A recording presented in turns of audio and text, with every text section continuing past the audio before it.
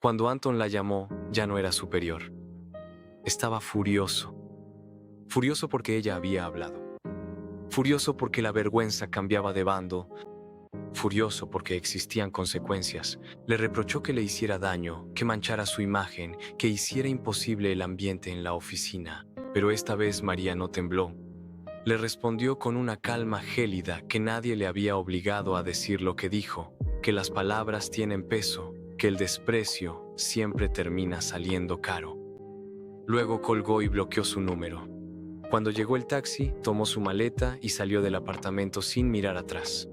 Detrás de ella quedaba una cocina aún caliente, una cena preparada para personas que ya no vendrían y las ruinas de un matrimonio fundado en algo que se parecía al amor, pero que no había resistido la primera verdadera prueba, el respeto.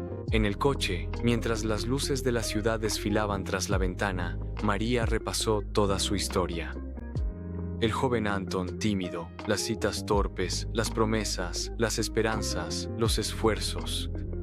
Y luego, poco a poco, las grietas, los comentarios que ella había minimizado, los silencios despectivos, las correcciones sobre su manera de hablar, las miradas molestas cuando ella contaba una anécdota demasiado simple, demasiado cálida, demasiado viva para su nuevo mundo de cartón.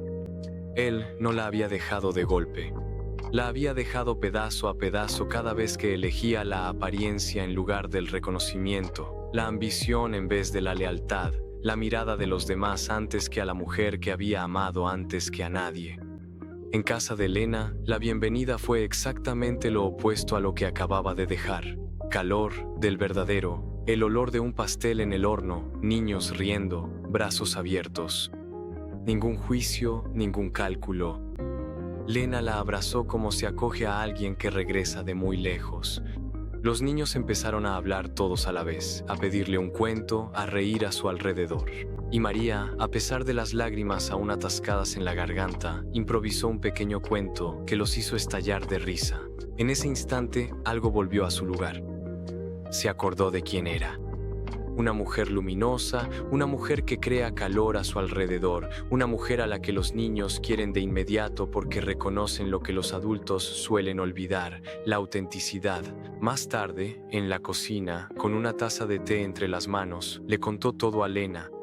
La frase, el tono, la mirada, el puesto, las llamadas. Y Lena le dijo lo que toda persona herida necesita escuchar algún día. No has perdido nada valioso.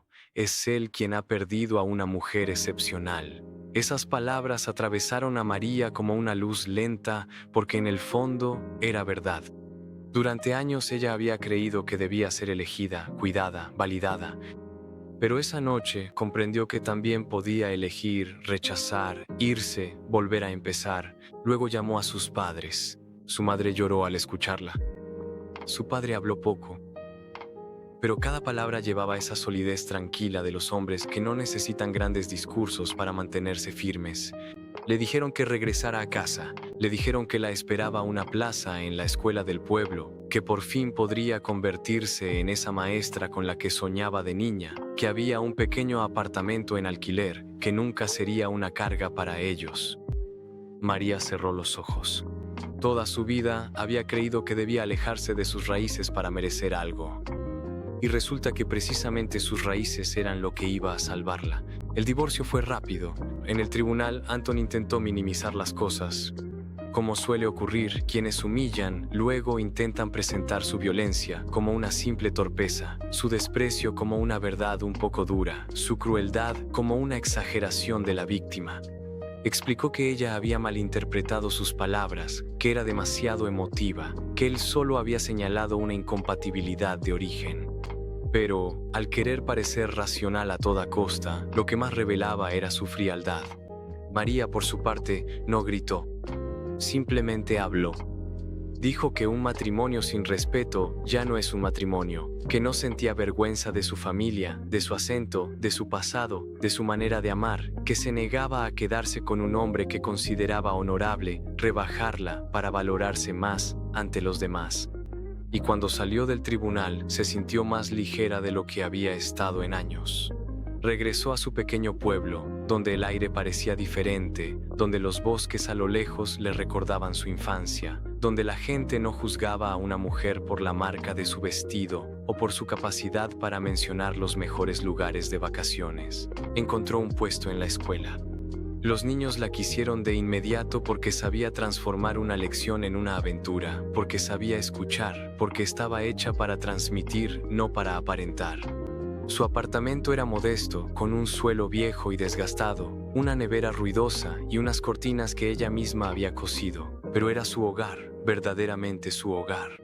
Puso flores en el alféizar de la ventana, un cuaderno sobre la mesa, té en una vieja tetera y poco a poco volvió a respirar. Anton intentó reaparecer. Algunos mensajes, algunos reproches. La acusaba de haber destruido su familia, de haber arruinado su reputación, pero ya era demasiado tarde. María ya no respondía. Ahora sabía reconocer la diferencia entre el amor y la posesión, entre el arrepentimiento sincero y el orgullo herido. Aprendía la paz, la verdadera, esa que llega cuando por fin dejas de mendigar tu lugar junto a alguien que ya te ha mostrado que no te ve más. Una noche, sentada en su pequeño balcón, frente al borde del bosque, volvió a abrir un viejo cuaderno en el que escribía sus sueños cuando era joven. Había anotado allí que quería enseñar, tener un hogar propio, plantar flores, vivir junto a una persona que la amara sin intentar corregirla, sin querer borrarla, sin hacerle creer que debía convertirse en otra persona para ser digna de ser amada. Sonrió. No todos sus sueños habían muerto. Algunos solo se habían retrasado y otros tal vez apenas comenzaban. Porque en el fondo, esta historia no trata de un hombre que invita a colegas sin avisar. Ni siquiera trata solo de un marido que se ha vuelto snob. Habla de todas esas mujeres que se reducen al silencio para no molestar. De todas aquellas a quienes se les hace creer que su dulzura es una debilidad, que su sencillez es una vergüenza, que su origen es un defecto, que su entrega es normal, debida, invisible. Habla del día en que una de ellas se levanta, toma su bolso, cierra la puerta y comprende que irse no es perder. Irse, a veces, es salvarse. Y si esta historia conmueve tanto, es porque recuerda una verdad que muchos olvidan. No hay nada más peligroso para una persona arrogante que una mujer que creía tener segura y que finalmente descubre su valor. Esa noche, Anton pensó simplemente en apartar a su esposa de la mesa. En realidad, acababa de apartarla de su vida. Y María, ella, no le suplicó, no negoció, no hizo una escena. Tomó su maleta, su dignidad, su corazón aún herido y se fue. Quizás eso sea la verdadera fuerza. No gritar más fuerte, no destruir, no vengarse. Simplemente negarse, de una vez por todas, a estar donde te humillan. Y a veces, el momento más hermoso de una vida no comienza con un «te amo». Comienza con un «ya basta».